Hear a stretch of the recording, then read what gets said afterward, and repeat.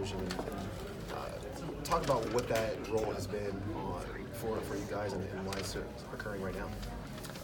I think it's a number of things. I think obviously the level that we're sharing the ball and taking care of the ball, that's a really big thing. Going into that last game against Phoenix, that was a huge point of emphasis going in. But overall, I think our assist turnover ratio as of late has been incredible. And how do you get the assists? Guys are moving the ball, they're unselfish, and we're generating great looks. So guys are stepping into the shots and making those shots. And getting to the foul line. I think we scored 74 in the paint tonight. So we had an attack mindset, did a great job of that. Nikola comes back with another triple-double, I believe. So, so this offense is firing on all cylinders, and it's nice to see in that second half our defense really took control. You mentioned Nikola Jokic, and I think the question was posed to you prior to the game, were you worried about him? To which you said, no, just go out and play big boy basketball, which then he did. Yeah, obviously it was an unfortunate situation, but it was one game, So he came back and did what we expect Nikola to do. He was a huge part of our attack, getting him the ball, and he made the right play time and time again, whether it's scoring or finding a teammate. So, he's proven once again while he's an All-NBA or All-Star type player, and thank goodness he's wearing a Nuggets uniform. Yeah, the Philadelphia complex offense to kind of corral, but you guys did that in the second half. Why did the defense get a foothold there in the second half? I think they got tired. But yeah, they do a lot of movement. J.J. Redick flying off of screens. Ben Simmons a lot to handle. Probably the only disappointing thing tonight was, I'd say for a 2 or 3 minute period, no one knew who the hell they had. And I'm talking after free throws, dead balls, we still had no idea who we were guarding. And that can't happen. But overall, I thought guys took it upon themselves to defend at a much higher level than we did in that first half. 3-point line, obviously, we're 9 for 18 at halftime. I think in the second half, they only made 5 out of 18. So it was a good step in the right direction against a good team. And they were without 3 starters, obviously, but it's still a tough challenge for us. You talk about how you guys kind of look at different segments in the season. Now you guys have 6 of your next 7 on the road. What's the key defensively as this challenge approaches as to where you guys need to get? Yeah, and for me, I'm just still trying to close out January. So we go on this road trip tomorrow, Memphis and New Orleans. Obviously, we have to continue to find ways to win on the road, Nick, and there's 2 things that jump out for us to do that. One is to make sure that we don't beat ourselves on the road with turnovers, which we've done at times.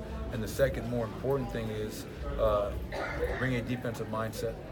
Bring our defense on the road. Understand that when we do defend, we can go anywhere in the NBA and win, and we've proven that. And hopefully we can, when we pack our bags tonight, we all pack our defense and we can bring it to Memphis with us. Is it tough for you to sort of hang your hat on an offensive performance when Nikola has such a big night, when there are so many defensive breakdowns that just seemingly frustrated you on the sidelines? They shot 41% from the field, so our defense, unfortunately for our team, I'm a perfectionist. I'm never satisfied. And, we might do 5 great things in a row, but when we leave somebody wide open in transition for a dunk, that is it's like a boiling point for me. So I'm seeing a therapist about that. I'm trying to kind of find my inner peace.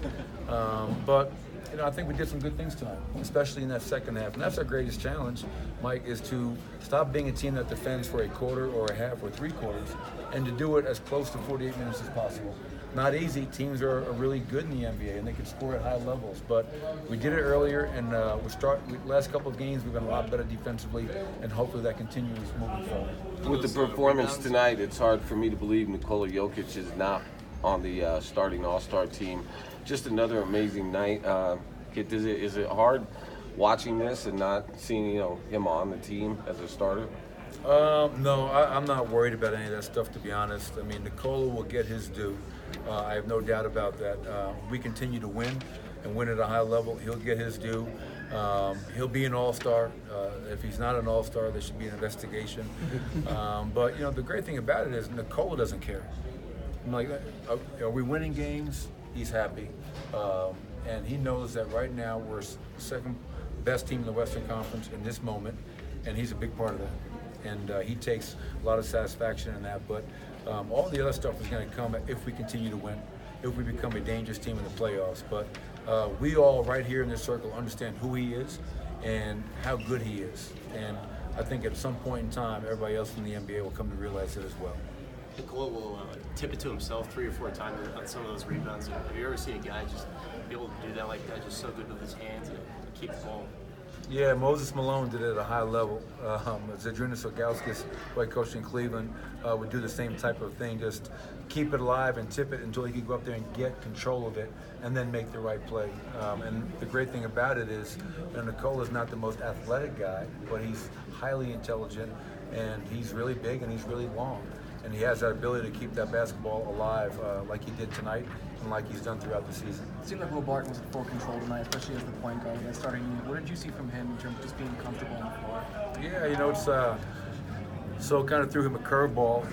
Coming back, Jamal's out with the ankle injury, and I wanted Tori's size and strength to guard up against Ben Simmons, so I started Will at the 1, and you could tell there are some things I'm calling. He's still trying to figure out, okay, what is the offense? What do I have to do in this play?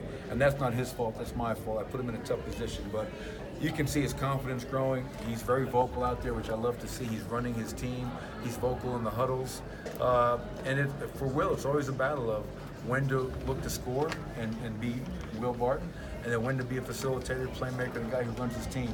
And I think tonight there was a pretty healthy balance of both. How close was Jamal to playing? And could this injury linger at all, or are you guys not worried about it? No, I'm worried about it. Obviously, he's been battling the ankle for a while now. And just when it was starting to feel really good, he rolls it once again.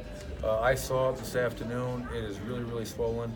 So he'll continue to get treatment around the clock, and we'll see about his availability in Memphis. Thanks, guys.